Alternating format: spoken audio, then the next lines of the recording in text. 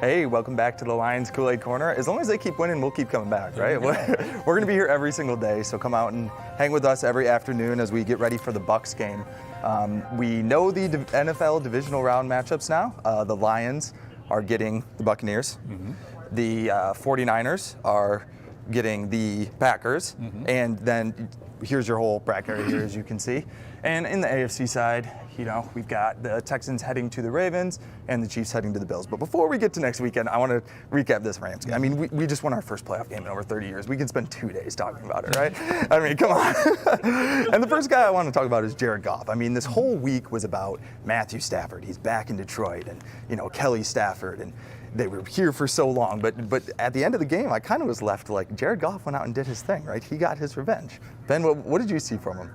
This felt like we've all kind of been on the fence about Goff, you know, and sign him, don't sign him, and it felt like he passed through this ring of fire, and now he bleeds Detroit. It feels like we planted our flag in the ground, and we said, this is our guy right in front of Stafford's face, and it's awesome.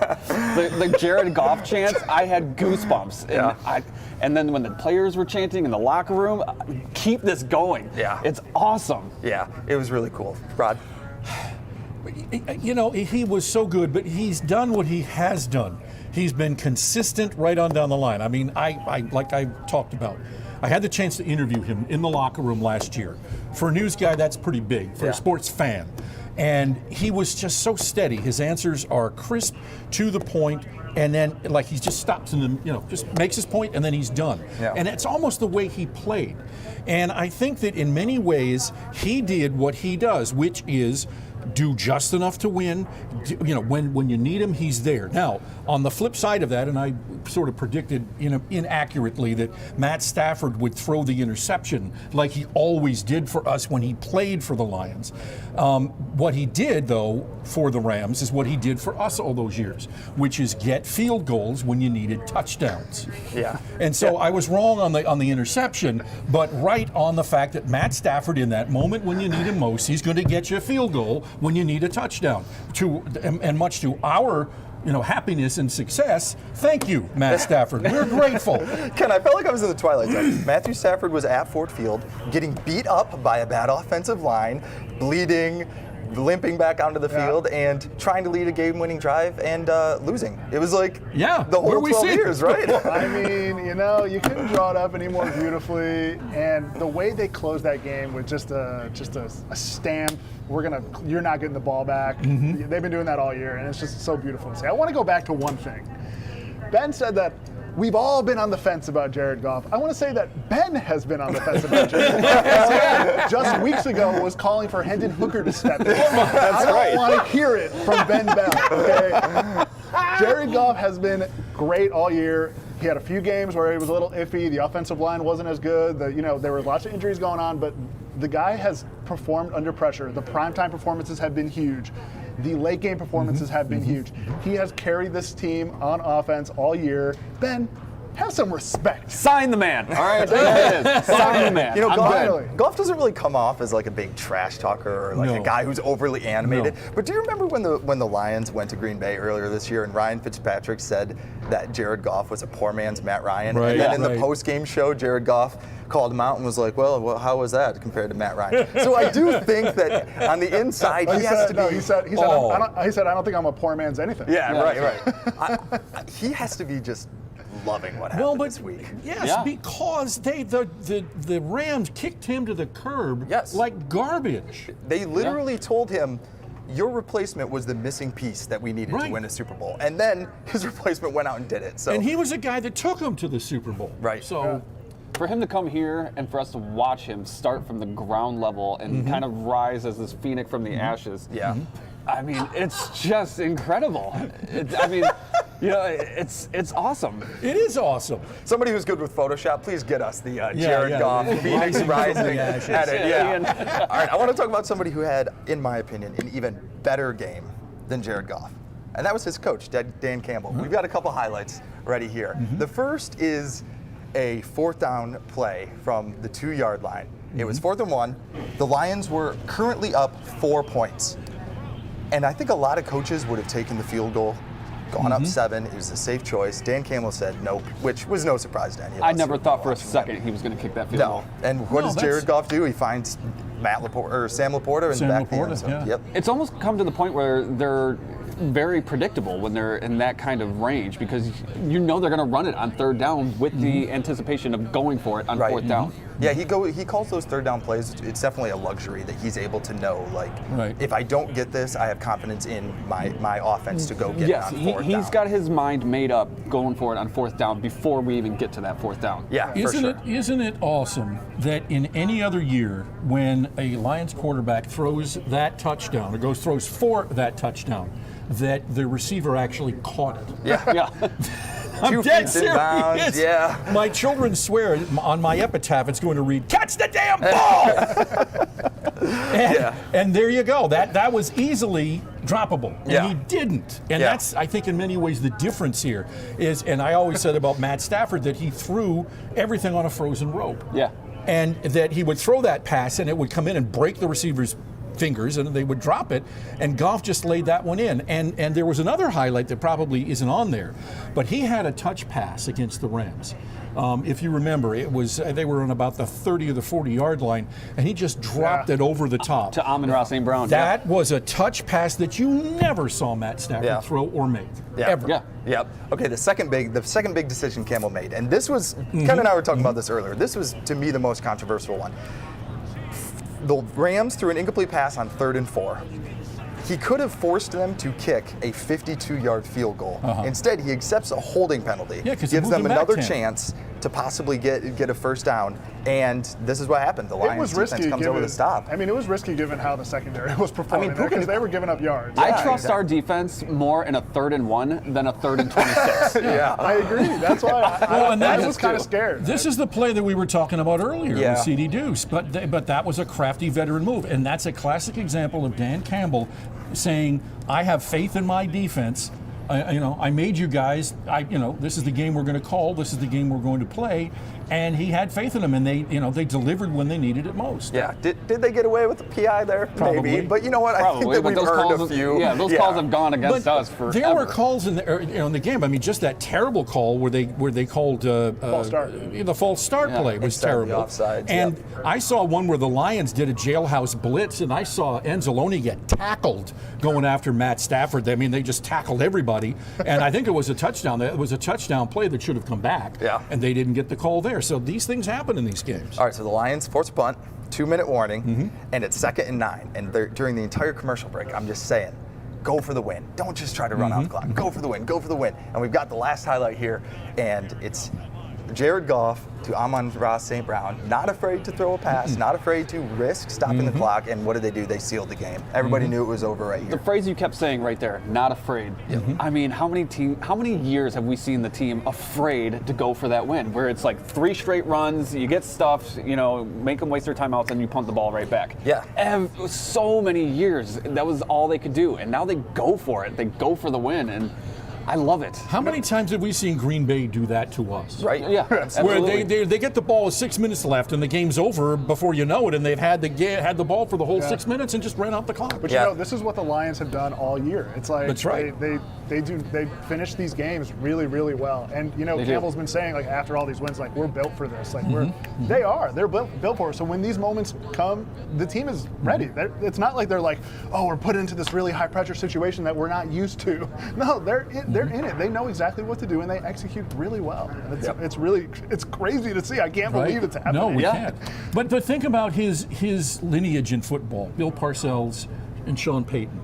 These are guys that are not bashful. They're not guys who are going to play it safe. They're guys who are going to go out there and smash in the mouth and do what they've been practicing since August. Yeah, I think we know that Dan Campbell is a great motivator, and I think his players love to play for him. His coaches love to coach for him, but we're seeing sort of the maturation as a game manager too. And he has not always been perfect in those situations, nor is any coach. But I think about, the Vikings game where he called that timeout. The Lions were dominating. He called that timeout and allowed the Vikings to score right before halftime. Do you guys remember that? Yeah. There are those moments, but then you see games like this on the biggest stage where he comes through, and it just gives you a lot of hope that, you've got this well-rounded coach. Well, how many headlines did you see about this game where they said that Dan Campbell out-coached McVay? Yeah. Yeah. I think it's fairly obvious. I think so too, and that's Super Bowl winning coach right there. That's right. Yeah. All right, let's talk about another coach, Aaron Glenn. In the first half, the Rams had 3 drives other than the one where they ran out the clock, and they scored on all 3 of them. They go into halftime. The Rams are getting the ball after halftime with the Rams are down 4, and the defense holds the Rams to 2 field goals and 4 possessions in the second half. What adjustments did you guys see? What did you think about the job that Aaron Glenn did at halftime? I thought it was great. He obviously made the right adjustments, and that's what you're looking for at halftime when you're giving up those big chunk plays. You know, this defense is what it is. They're going to give up a lot of yards, but this bend don't break defense, and you know that's kind of the kind of defense that will win you a championship, right? Because you have guys that can make a play when the game is on the line. They make the play, especially with an offense that scores touchdowns. They frustrate the hell out of you all game, but when the game is on the line, they've done it all season. They make that game-winning play, and that's what this defense is. And I've finally kind of accepted it, and I just trust them. Just like Dan Campbell, I just have trust now going into these games. Well, and think about their development, because this is a team that's still sort of in formation, right? Yeah, sure. And we as football fans, like to watch a team like the Patriots go out and dominate.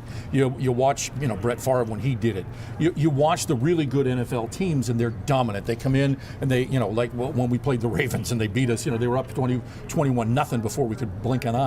So you want to see a dominant team, but that's not the way the Lions are built. No. They're built differently based on the skill sets of the people they have in there. And I think that they work together enough, and they practice together enough, and they know what they're doing and what they want to do in differing situations. And they've been coached to that place where they will do what they're supposed to do in that moment. And that's so huge, because that's such a different culture for us. We don't understand that as Lions fans. Yeah. What was it like on defense in the stadium, Ken? You were at the game. It sounded loud, but man, it's I was at the Arrowhead game to open the season, and I told Rod that was the loudest environment I've ever been in my life, and this definitely topped it. And, wow. It was extremely loud the entire game. I mean, we were there an hour before kickoff, and you would have thought the game was happening. I mean, everyone was in their seats. I didn't understand it. I was looking around like, why? I wasn't at the game, but I told all the fans to be loud. I was got my message. Yeah, you did. I was like, am I late to something? Like, am I missing something? Like, everyone was there already. Is your voice still raspy? It was rough yesterday. It made a comeback, but it was crazy. I mean, it really felt like fans in there felt like they had a responsibility, like they were coming to work for the It wasn't like it wasn't very much a party atmosphere. Like, I thought it was going to be a lot rowdier than it was. People were very focused on the game. It was business. It was all business. Yeah. Like, but how important was it? They cost them 2 timeouts in the third quarter. That ended up being huge at the end. I mean, it was. Man, I'm telling you, with the Jared Goff chants and the crowd doing that, when Dan Campbell said him and Brad Holmes have always been in lockstep building this franchise, I feel like right now Detroit is in lockstep with this team. Like, we are there as part of the game, and it was incredible. So do we think it can get even louder for this next one? I don't know, man. I was wondering about that. I feel like that game was such a pent up, emotional thing. And you add the Stafford thing on top, and it felt like an NFC Championship game. It did, and it's going to be hard to top. But I think they could at least get back to that level. I don't think there's going to be a Lions playoff game anytime soon where it's going to be quiet. Because that didn't sound like a wild card round. That felt like NFC Championship. Yeah. Well, do you think that the Lions fans are in lockstep now to the point where they know what their job is? Yeah. And they'll stay quiet when the Lions have the ball and scream their lungs out when it's on the other side. I mean, the Lions are very transparently and very intentionally trying to use Ford Field as a weapon. They're telling fans, they're literally telling fans, like, at press conferences, like, come in here and make some noise. Please, we need you to we need you to distract I think them. it accounted for that. At one point, we beat them by. Yeah. I think Lions fans have been applying for this job for decades. They keep coming back with a new application, a new resume. You need me to show up and yell? Okay, sure. And it made a difference. Wow, it was huge. When they called that first time out in the third, I went, ooh. Yeah. That we're on to something here, because that matters. That matters at the end of the game. Yeah. And they wanted to have those timeouts to go to, and they didn't have them. The difference in this game, because the Rams outgained the Lions by almost 100 yards. I mean, the possession was very even. First downs were very even. 0 for 3 in the red zone. The Lions held the Rams to 3 field goals, all of them shorter than 30 yards. That's really buckling up right with your backs up against the wall. And I mean, if they give up a touchdown on any of those, you lose the game, theoretically, right? Bigger than holding them to the field goal was making a field goal. 54 Honey yarder. Badger, 54. When he hit that, I knew. I was like, we are destined now. This is destiny. Yeah. Yep. Yeah, normally, that would be a wide right or left. Yeah. Yeah. How many times have we seen that? Talk about Aiden Hutchinson. I mean, this guy, he had the big mistake against the Bears, right? He jumped off sides on that 4th down, and the Bears got the long touchdown pass that eventually ended up being the game-winning score. In the last 3 games, he's got 7 sacks. He's on fire. Incredible. He hit Stafford 5 times. That was a big reason they won that game. And it was more important that he got held. Yeah. That was perhaps one of the more important penalties of the game. Absolutely, yeah. And he got held, and he was right there. He was, the guy was almost, the Stafford was in his grasp. Yeah.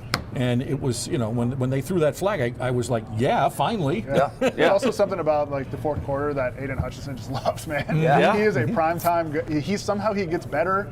He's relentless. His energy just stays up the entire game. It's amazing to see. I'm hoping we get James Houston back for this next game, because it is very frustrating when you see Aiden Hutchinson beat his guy and flush the quarterback up into the pocket, and there's no Nobody pressure else. sitting right there. I can't tell you how many times I watched that happen to Baker Mayfield and Jalen Hurts last night, where they get flushed up into the pressure, and we need somebody like that on the Right. Lions D-line. And when you listen to Aiden Hutchinson, every single press conference, he sounds a little bit more like Dan Campbell. I think he's slowly morphing into Dan Campbell. I don't know if you guys heard on NBC after the game. He said, we're glad to have another home game, but we kind of wanted to go back to Dallas. They wanted to go back. Yeah, I get love what that was mentality. theirs. I mean, do you think that the coaching staff was just instilling that in them these last 2 weeks, like quietly? Oh yeah. Like something was taken from Dude, us. the Lions are using spite secretly Yeah. in the locker room. You know it. I mean, after the game, Campbell said like you're whatever in God, Detroit. I mean, it's awesome. You're like, oh yeah, all week they were bringing this up to Jared Goff. It. Like,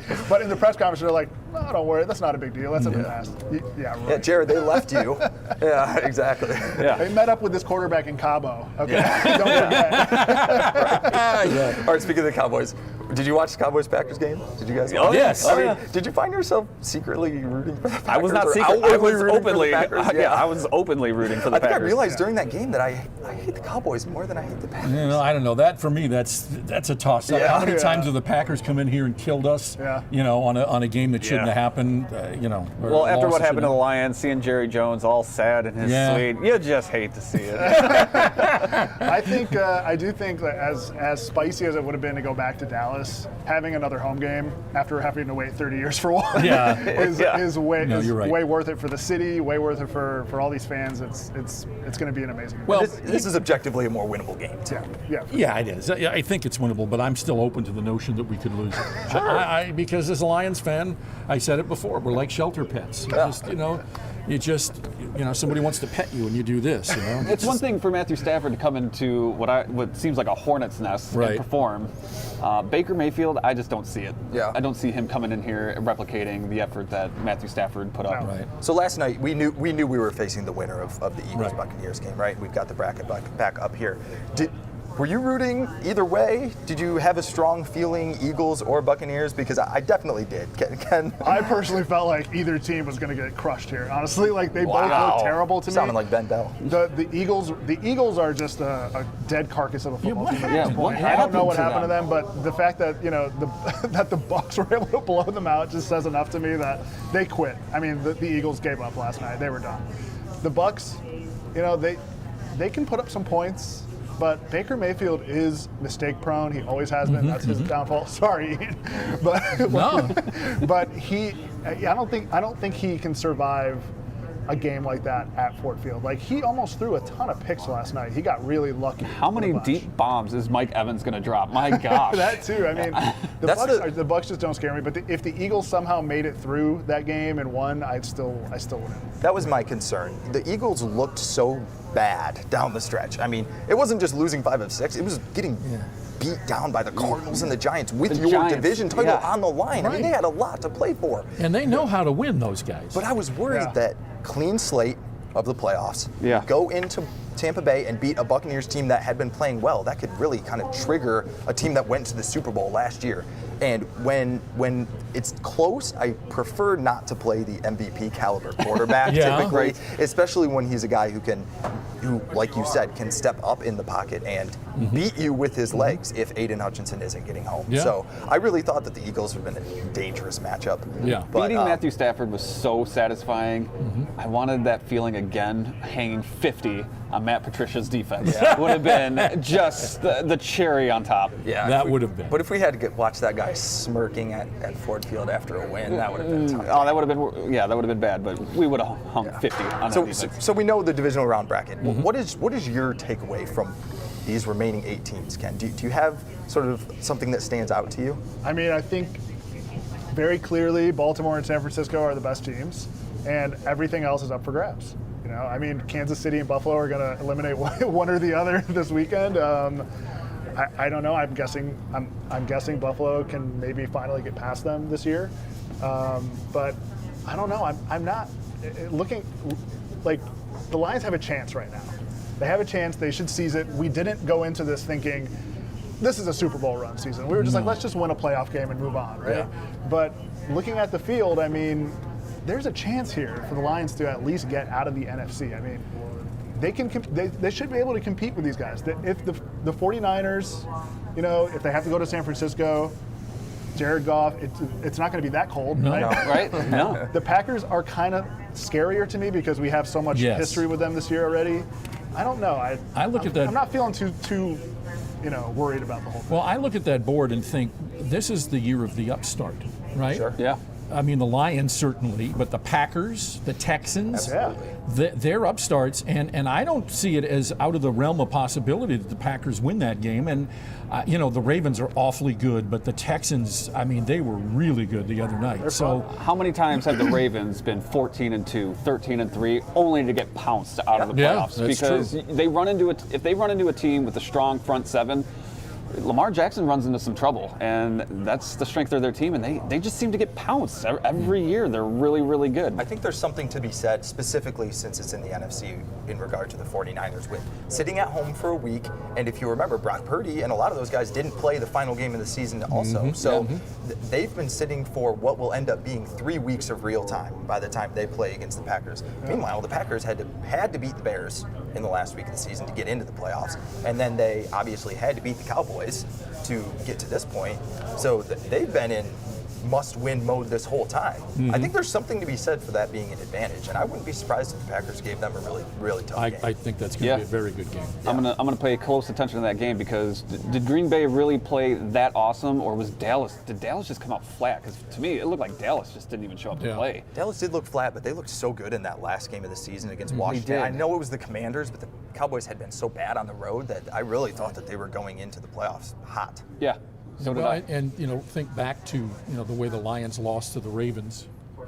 That was sort of the same thing that with the Cowboys game. So it was like it was the horses out of the barn before you even knew it, and it was too late then. Yeah. Nothing you could do. My takeaway from the bracket is all year we did Kool-Aid Corners, and we talked about sort of a tier of 4 elite teams in the NFC. It was the 49ers, the Eagles, the Cowboys, and the Lions. And we've only gone through 1 week, and 2 of them are gone. And the Lions are still here. Well, right? that's why it gives the Lions have a legitimate shot at least getting to the Super Bowl. Sure. So if they, I do think they need to play well to beat the Buccaneers. I'm not overlooking this game, but if they can do it, we were thinking they might have to go through 2 of these teams on the road, at Philadelphia, at San Francisco to get to a Super Bowl. But if you can cut that down to just 1, or 0 potentially, that's dominoes could really fall. Yeah. I mean, every single NFC game went the way that Lions fans were hoping. Okay, well, I mean, it would have to happen anyway. What's more likely, the Lions playing at home against the Packers to go to the Super Bowl, or getting to the Super Bowl? I don't know. Wow, that's a tough one. I think. Hey, like Dan Campbell says, strap on your diaper. I think I would say it's more likely that the Lions play the Packers just because I think the 49ers, that's such a tough matchup for our defense. I mean, that's true. Debo and Brandon Ayuk and Christian McCaffrey. I mean, but all right, we're not going to look that far down the line. Let's not get too ahead of ourselves. I just hope, though, and I know they keep saying, like, we got more business, we got more banners. I just hope that the Lions deep down inside, don't feel satisfied. Because this is such a huge step for the city, for the franchise, for all that. Right.